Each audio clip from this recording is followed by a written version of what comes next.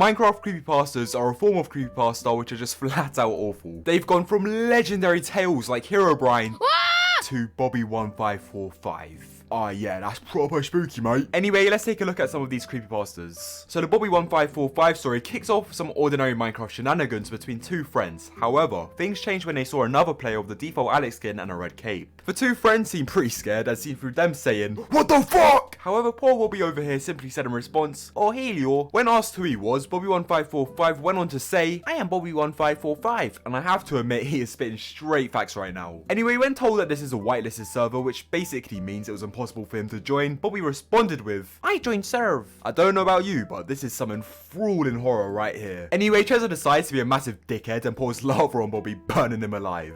Naturally, I don't think Bobby was a big fan of this and says, "Why you kill me?" And in response to this, Bobby got killed again. Now this is a villain origin story if I've ever seen one. Anyway, the two friends then stumbled across Bobby's home and called it a noob house before hitting him with your mum joke, and then in true Minecraft fashion started griefing his house. If there's one way to get somebody to turn against you, it's griefing their Minecraft house. Like I'm telling you, you could kill someone's parents, uppercut their hamster, draw a dick in their maths book, but none of those things would infuriate somebody as much as griefing their home in Minecraft. Understandably, Bobby1545 seemed quite distraught during this event, as seen through him saying, "No!" followed up shortly later by, "Why you grief? Why? I just want to play." Sadly, Bobby ended up being banned from the server, but judging from the fact that this is a creepypasta, I think we'll be seeing Bobby's return soon. And when I say soon, I mean soon, because right after some glass breaks and then a portal, and who do you think caused this? You guessed it, Bobby1545, who had this to say, "You should not kill me." Him saying this did jack shit though, because he got killed right after. But this time he respawned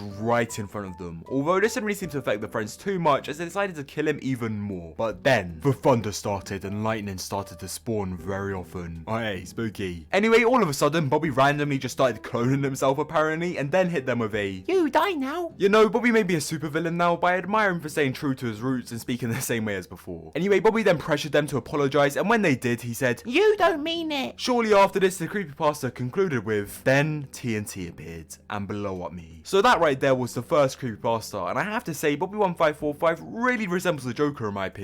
A shit Joker, but still a Joker. I mean, he was treated like absolute shit by society and then went rogue, and honestly, can you blame him? Moving on, we have another creepypasta which probably has the most well thought out name for any creepypasta I've ever seen, and that, my friends, is That Thing. I mean, fuck, you know, the creativity of that name is unreal. I can only imagine how long it took the person to think of that name. Like, there are some iconic creepypasta character names out there. You've got Slenderman, Jeff the Killer, but honestly, I don't think any of those names compare to That Thing. Anyway, this creepypasta kicks off with somebody reading a report which basically talks about how That Thing is violent and will kill the player in their game, and judging by the fact that this is what That Thing looks like, it killing people isn't really a surprise. Let's just say it doesn't really look like the friendliest of things. Although at the same time, I don't think it looks scary enough to justify this disclaimer at the start of the story. Like, who sees this and just fucking punches their monitor in fear?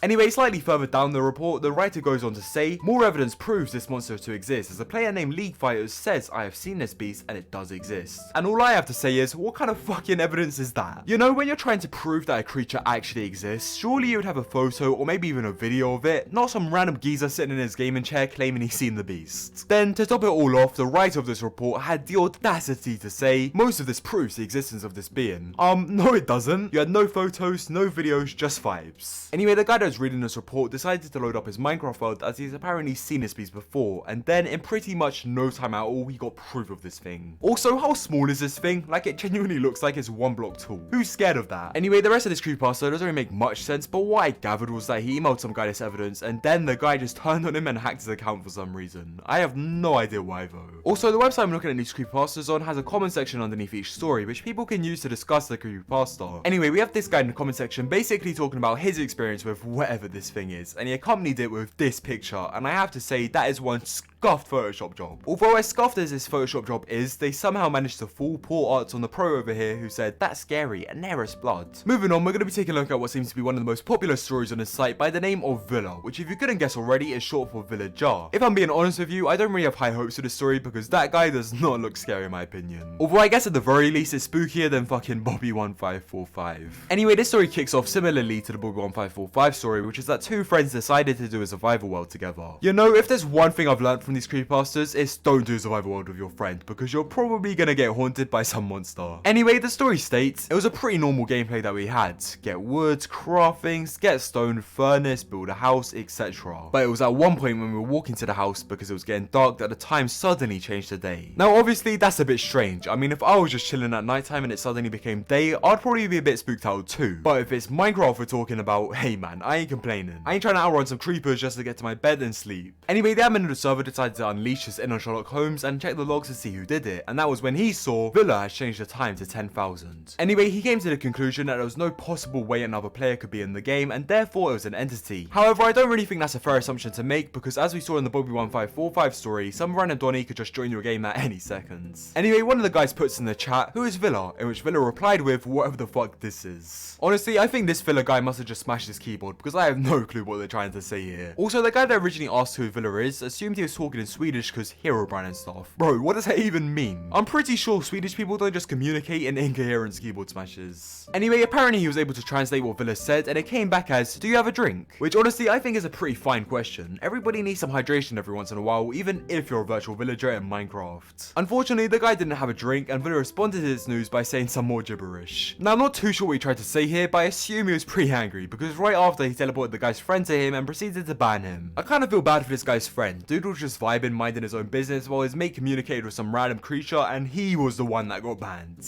Although the other guy soon met the same fate, as the story concludes with, Villa teleported me to him, and this is what I saw. I couldn't move my player. It was stuck in one position, staring at the entity. Then my screen went black, and then blue, then finally ended on the Minecraft screen. It had crashed my game. I went to the saves so I could delete the world, but it was already erased from the saves folder. I haven't seen this entity since. So yeah, that was the Villa creepypasta. It wasn't too creepy in my opinion, but then again, I don't think any Minecraft creepypasta is. Except Herobrine, that used to scare the shit out of me back in the day. Anyway, if you did go on to enjoy this video, you can support me for free by liking the video and subscribe to my channel if you haven't already. And if you want to support me further, you can do so by using my support creator code CAZ anytime you make a purchase in the Epic Games Store, as well as a Fortnite and Rocky Game Shop among other things. With that being said, have a good one guys. See ya.